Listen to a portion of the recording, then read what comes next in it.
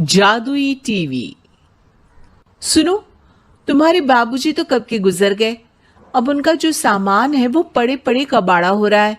बेच ही दो, कुछ पैसे आ जाएंगी। बात तो सही है। अगले संडे फुर्सत में यही करेंगे। अगले संडे रोहित सारा सामान कबाड़ी को घर बुला के दे देता है।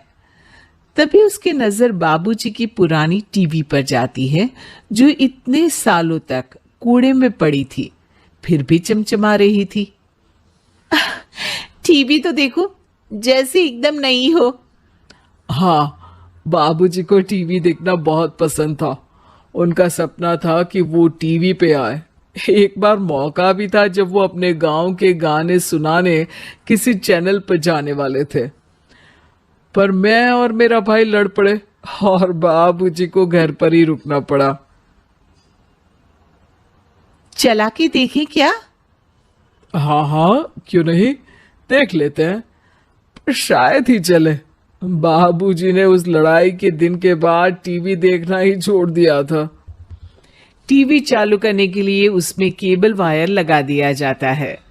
एक न्यूज चैनल चालू हो जाती है।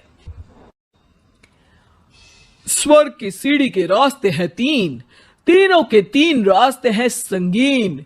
पहला रास्ता है सांप की बीन, दूसरा रास्ता घर में बिछा कालीन, तीसरा रास्ता कलकत्ता से चीन।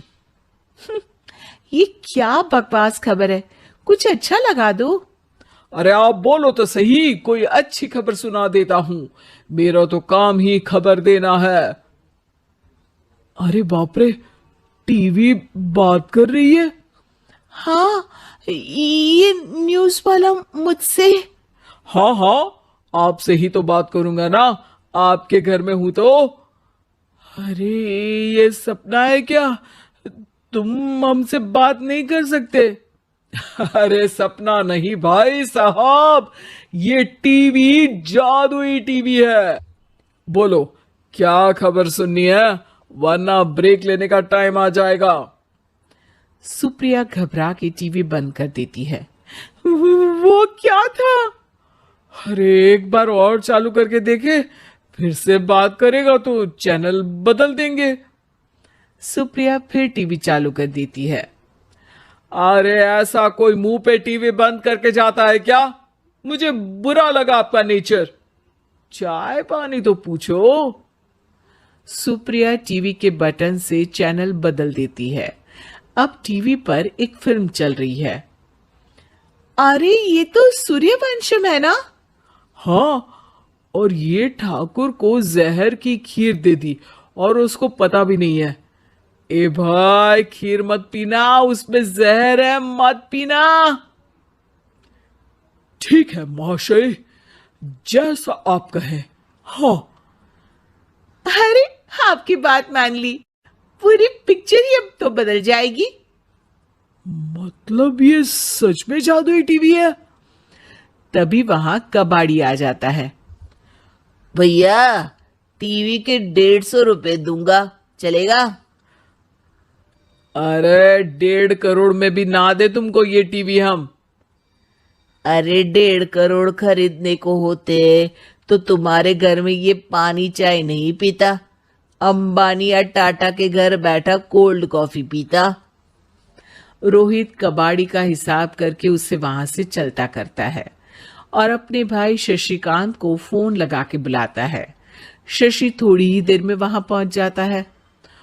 क्या हो गया भैया? अरे बाबूजी का टीवी याद है? हाँ हाँ, जिसमें घुसे रहते थे हमेशा वो, और अपने को कुछ नहीं देखने देते थे। अरे वो अब जादुई टीवी बन गया है। भैया, आपकी बकवास करने की आदत अब तक नहीं गई। अरे आपके घर में बच्चे हैं, अब तो बड़ों जैसी बात करो। रोहित जाके टीवी चालू कर देता है। टीवी पर एक जादू का शो हो रहा है जिसमें एक जादूगर है।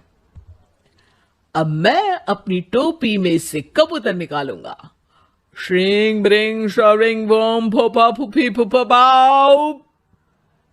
टीवी से कबूतर निकलता है और शशिकांत के सर पर आकर बैठ जाता है। भैया, ये क्या हो रहा है? भैया इसे उड़ाओ। ए कबूतर, जा जा, कबूतर चल निकल। अब मैं टोपी में से सांप। सांप सुनते ही शशिकांत कांप जाता है और भाग के टीवी बंद कर देता है। भैया सॉरी भैया, मैं समझ गया ये सच में जादुई टीवी है, पर एक बार और ट्राई करते हैं।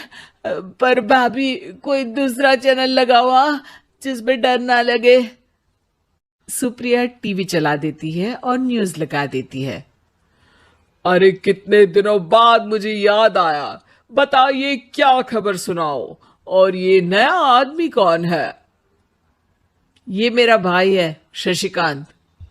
ओह यस, वही है ना जिससे तुम लड़ लिए थे किसी बात पे और तुम्हारे बुढ़ाओ पिताजी गुस्सा हो गए थे और टीवी को संन्यास दे दिया था।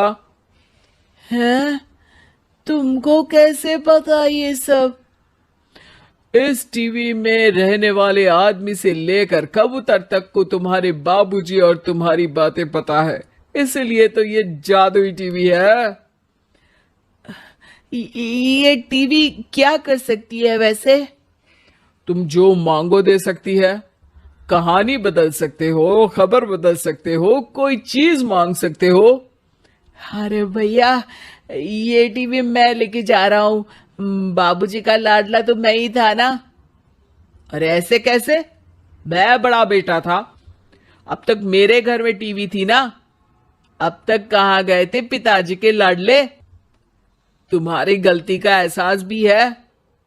अरे भैया ज्यादा ना बोलो वरना भूल गए आपके दांत तोड़ दिए थे मैंने उस लड़ाई में। मेरी बीवी के सामने मेरी बेइज्जती करता है, रुक। दोनों भाई हाथापाई पे उतर जाते हैं। रुक, बताता हूं तुझे कि कौन बड़ा है। अरे छोटे का दम तो देख लीजिए आप। ये खबर आपके बाबूजी को देता हूं। तभी टीवी अचानक बंद हो जाता है।